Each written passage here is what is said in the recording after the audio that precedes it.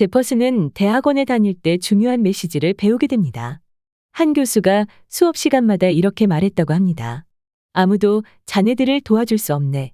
자네들이 자신의 스승이 되어 평생 가르쳐야 하네. 교수는 학생들에게 자립과 회복 탄력성을 강조했습니다. 그 메시지는 제퍼스에게 필요했던 교훈이었습니다. 그가 대학원을 졸업한 뒤 2009년에 대침체기가 찾아왔고 어머니도 세상을 떠났습니다. 극복해야 할 일이 많았고 포기하고 싶었지만 그는 교수님의 가르침을 기억했습니다. 누군가가 나를 위해 행동해 주기를 기다리지 말고 나 스스로가 무언가를 하자. 그는 문제 해결을 위해 노력하였고 현재 신소재 개발 회사에서 일하고 있습니다. 대학을 졸업하는 순간 배움은 끝났다고 생각하는 사람이 많습니다. 사실 학교라는 울타리를 벗어나는 순간 진정한 학습 여정이 시작됩니다. 그 순간부터는 여러분이 자발적으로 성장하기 위해 노력해야 합니다. 성장하지 않는다면 여러분의 삶과 경력은 정체될 수밖에 없습니다. 성장을 받아들이는 사람은 막대한 보상을 받습니다. 그럼 어떻게 해야 우리 삶을 성장시킬 수 있을까요? 오늘 소개해드릴 책 유연함의 힘은 성장 비법을 알려주는 책입니다. 우리 모두는 세상에 영향력을 발휘하고 싶고 일도 잘하고 싶습니다. 개인적으로 꿈꾸는 목표도 있겠지요. 이 책은 여러분이 그런 사람으로 차츰 성장하는 방법을 알려주는 책입니다. 저자 수잔 애쉬포드는 미시간 대학 로스 경영대학원에서 조직 행동학 교수로 재직 중이며 MBA 프로그램에서 협상 기술을 중점적으로 가르치고 있습니다. 책에서는 성장을 위한 여러 키워드가 등장합니다. 그 중에서 저는 피드백에 대해 초점을 맞추려 합니다. 여러분이 효율적인 사람인지 아닌지 결정하기에 자신의 판단만으로는 충분하지 않습니다. 주변 사람들의 도움이 필요합니다. 일에서는 상사와 동료, 고객, 후배가 있겠고, 가정에서는 가족, 친구, 이웃이 있습니다. 이런 사람들은 당신이 성장하는 데 결정적인 역할을 할 수 있습니다. 저는 글의 주제를 정하거나 글감이 떠오를 때 남편에게 얘기합니다. 남편은 팔짱을 끼고 냉철한 표정으로 저를 쳐다봅니다. 제 말이 끝나면 남편은 이런저런 조언을 해줍니다. 말이 조언이지 듣기 싫은 말일 때도 많습니다. 남편 말을 듣고 상처를 받기도 하고 방어적으로 행동하기도 하지만 남편의 피드백은 확실히 도움이 됩니다. 대부분의 사람들은 피드백을 두려워합니다. 피드백을 받아들이기는 더욱 어렵습니다. 하지만 피드백을 받지 않으면 여러분이 목표를 향해 나아갈 때 도움이 될 많은 기회도 함께 사라지게 됩니다. 특히 업무에 있어서는 피드백이 중요합니다.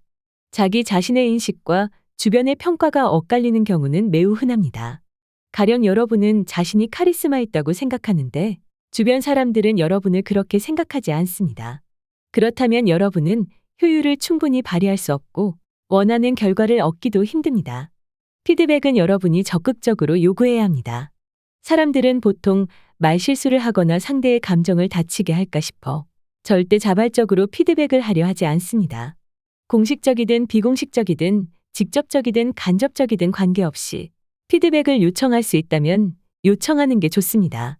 사람들은 자신이 어떤 일을 잘 해내지 못한다고 생각할 때에는 피드백을 요청하지 않는 경우가 많습니다. 자신의 치부가 드러날까 두렵기 때문입니다. 하지만 이는 근거 없는 걱정입니다. 관리자들을 대상으로 한 대규모 조사에서 모든 응답자가 피드백을 요청했던 사람을 더 유능한 관리자라고 생각했다고 합니다. 그리고 부정적인 피드백에 열린 태도를 보였을 때 더 좋은 평가를 받았다고 합니다. 따라서 피드백을 요청하면 그 순간만큼은 고통스러울지 몰라도 피드백을 통해 여러분은 더 나은 리더와 동료가 될 뿐 아니라 주변에서 그런 평가를 얻을 가능성도 커집니다. 전공법이 아니어도 암묵적으로 피드백을 얻을 수도 있습니다.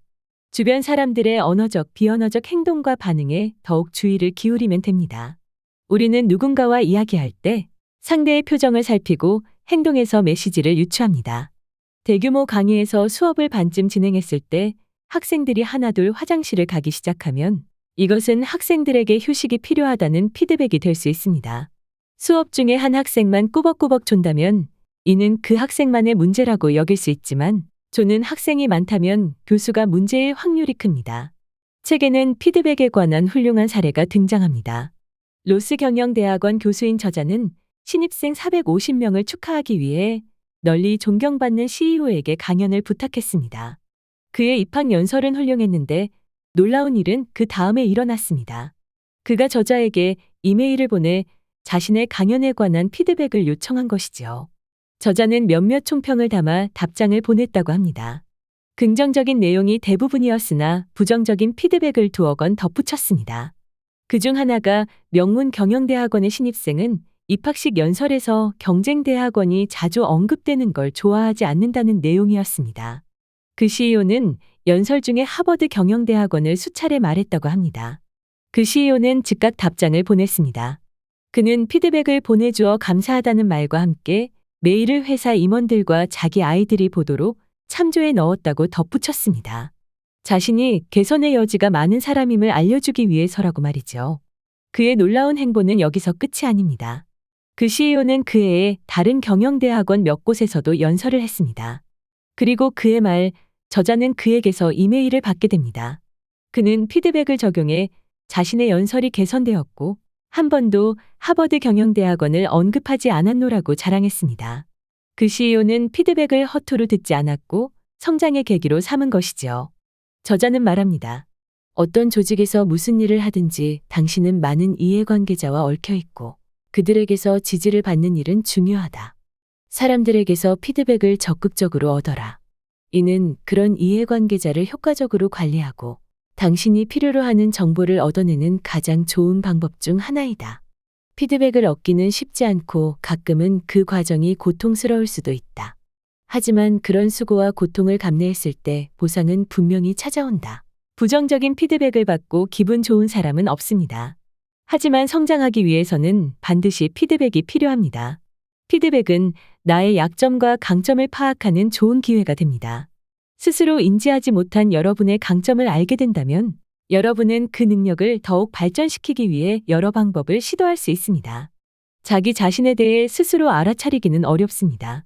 우리 모두는 자신에게는 너무 너그럽거나 너무 가혹하기 마련입니다. 여러분이 더 나은 사람이 되고 싶다면, 성장하고 싶다면 피드백을 두려워하지 말아야 합니다. 오늘 한 권의 책은 유연함의 힘이었습니다. 구독하시면 좋은 책을 추천받으실 수 있습니다. 작가 이하림입니다. 감사합니다.